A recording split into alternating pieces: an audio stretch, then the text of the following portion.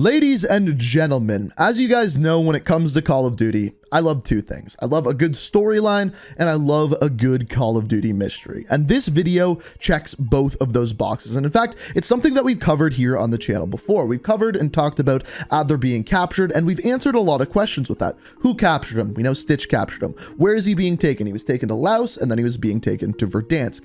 What we haven't answered, and in my opinion, the most important question when it comes to the story of any video game, is the why. Why is this happening? Why was Adler taken to Laos and then taken to Verdansk? Why is he being kind of led around the world while he is captured here?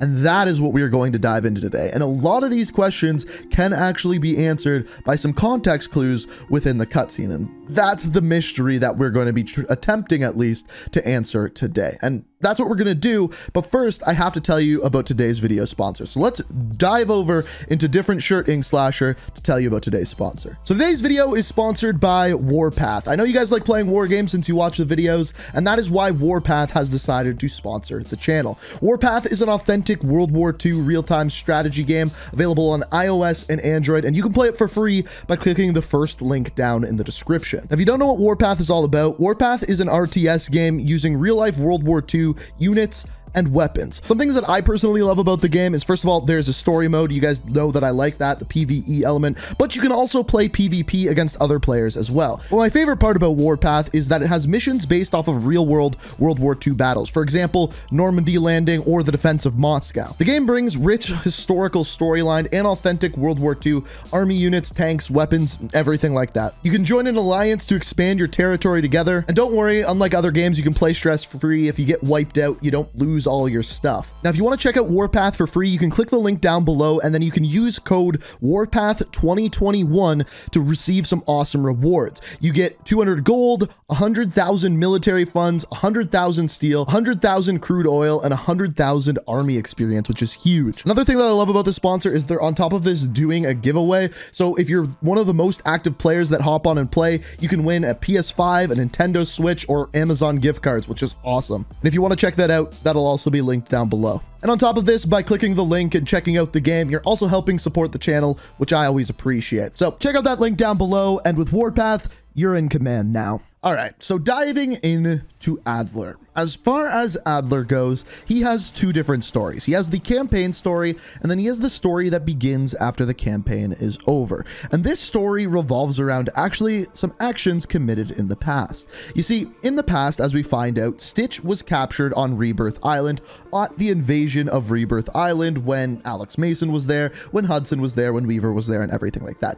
At that time, Adler was the one who got to basically interrogate him. And in doing so, Adler stabbed Stitch in the eye to get information out of him. As we know, Adler didn't get any good information out of Stitch, but that's not what the Russians believed, so they condemned Stitch to a prison, and at that time, Perseus was the one to break him out. So we now know that Stitch is working for Perseus, and we know that he has a big vendetta as, well, Adler stabbed him in the eye. So when season 1 started up, Stitch mounted a plan to trap Adler inside of the Alpine Mall, which takes place in New Jersey. And at this point, basically Adler, Woods, and a couple other characters go to the mall, and they get there, they see Nova 6 is there, and it's an ambush. And what ends up happening is Adler ends up getting captured, but the rest of the characters, including Frank Woods, end up escaping. By the end of this scene, Adler is thrown tied up into a helicopter and taken away. We don't know at this point where he is being taken. Now, at this point, what you figure is that Adler is bringing forth his vendetta against Adler. He wants to stab him in the eye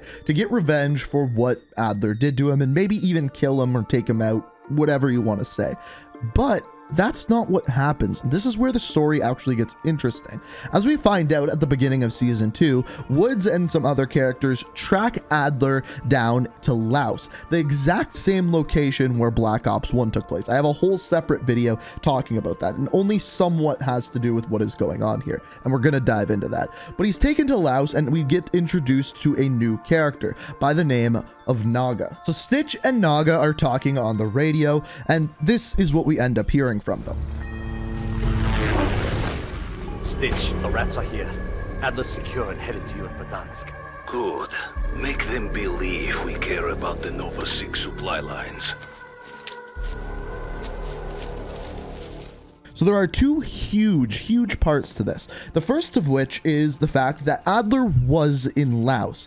Why was he in Laos, and why was he being held with Naga instead of Stitch? We'll answer that question in a second. The second question, and the second thing you hear there, is Stitch say, make the rats, who is Woods and the good guys in this case, believe that they care about the Nova 6 supply line. There are many questions with that. First of all, why would they only believe that they care about it, and why don't they actually care about it? And I also believe we have the answer to that as well. So the first question, why was Adler taken to Laos? Well, I think this answer is actually pretty easy.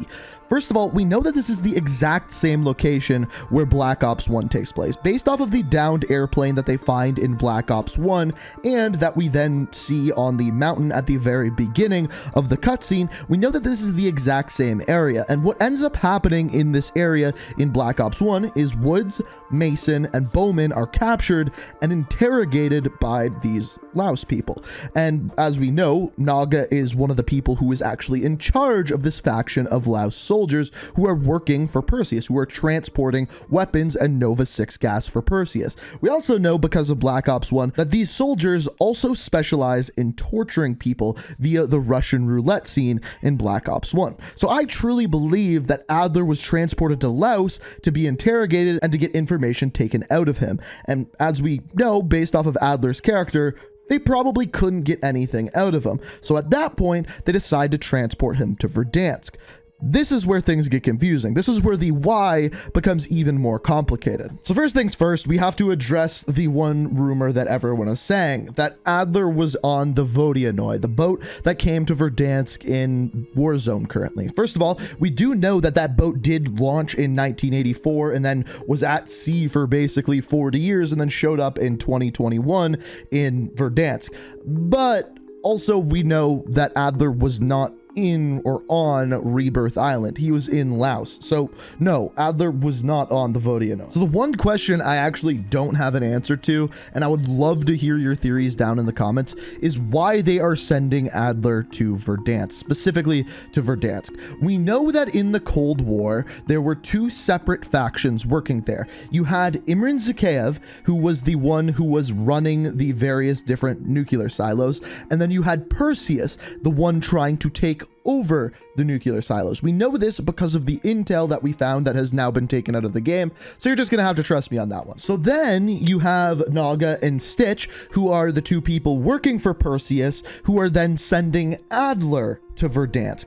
And I don't know why. There's theories as to him being sent there that so he can see the nuclear silos, report them to the CIA, and then the CIA can kind of intrude on Zakhaev's plan to have these silos, and then Perseus can go in and take them. But there's no evidence for that right now. These are just theories. However, let's dive into something that we don't have to look at theories for. We can actually look at some answers. And the big one here is, why does Stitch want us to think that we care about the Nova 6 supply lines? And this one is so obvious and went over my head the first time I made a video about this. So basically, what you need to know about Naga is he's a weapon smuggler. He smuggles weapons all over the place, and Perseus wants us to think that they are using Naga to smuggle that Nova 6 gas. However, as we know on the map cartel, there is a note from Stitch to Raul Menendez saying basically they want to use his supply lines to smuggle Nova 6 gas.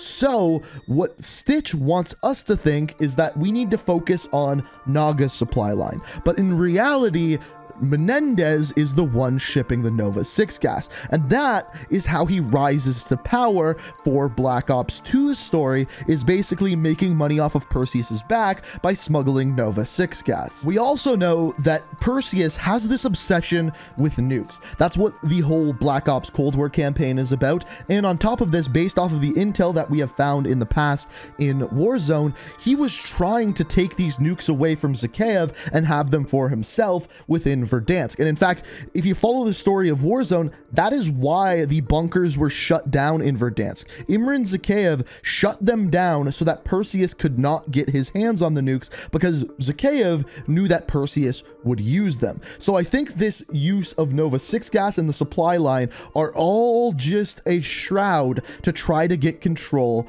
of these nuclear silos. So finally, this is the big part, and this is the question that is unanswered.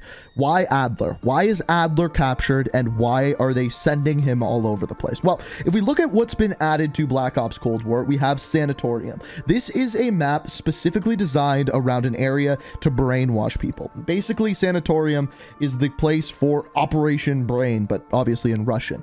The second part of this is they've added Golova. Golova is a city made by Nikita Dragovich, which is designed to brainwash people with the same number system that was used on Alex Mason. What I currently believe is going on is that Adler is under this brainwashing. They are trying to brainwash him to make him a sleeper agent inside the CIA. And this would also explain why we never see him in Black Ops 2, because he's been brainwashed and he's either an agent for Perseus now, or the CIA is going to be forced to kill him. Just a theory. It's a tinfoil hat theory, but everything lines up with it. So let me know what you think of it down in the comments. If you enjoyed the video, please hit that like button. And as per usual, if you have your own theories, if you have your other ideas about Adler here, let me know down in the comments. But if you like what you see here, want to stay up to date on all my videos, be sure to hit that subscribe button, all that good jazz. Thank you so much for watching, and until next time, peace out. We are reaching for